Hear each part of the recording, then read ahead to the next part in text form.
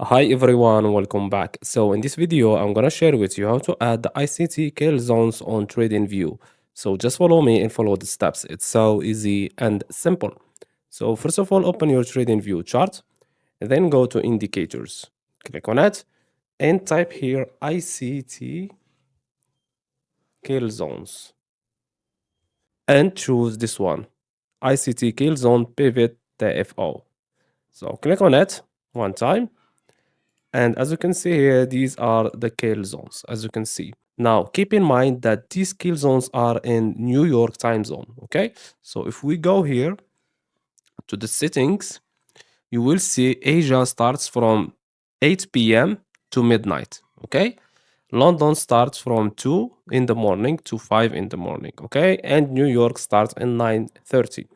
So for me, my time zone is UTC plus 1. You have to change it to New York, where it is this one, like this.